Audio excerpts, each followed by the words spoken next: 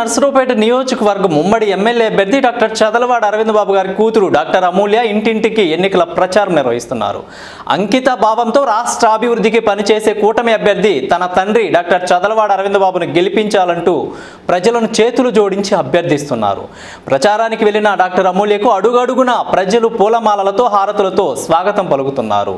నర్సరావుపేట పట్టణంలోని 3వ వార్డులో ఇంటింటికి వెళ్లి ఎన్నికల ప్రచారం నిర్వహిస్తున్న అమూల్య మాట్లాడుతూ నమ్మి ఓట్లేసిన ప్రజలను జగన్ నట్టేట ముంచాడని అన్నారు. చంద్రబాబును ముఖ్యమంత్రిగా చేసినప్పుడే రాష్ట్రంలో అభివృద్ధి జరుగుతుందని అన్నారు.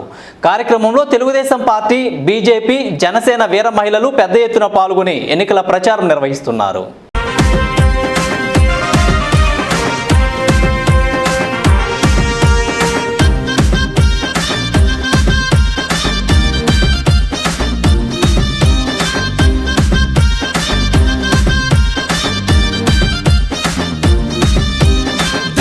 కదలాలిరో జెండాలెత్తాలిరో చదలవాడ అరవిందు బాబన్న బాటలో ప్రజల కోసము అన్న పరితపించే నేతరో ధర్మరక్షణ కోసం దండే గట్టిండురో చంద్రబాబు ఆశయాల వారధుడై కదిలెరో నిరుపేదల కండగా నిలిచిన మన గుండెరో టీడీపీ జెండలెత్తి కదిలిన మన అన్నరో జై కదలాలిరో జెండాలెత్తాలిరో చదలవాడ అరవిందు బాబన్న బాటలో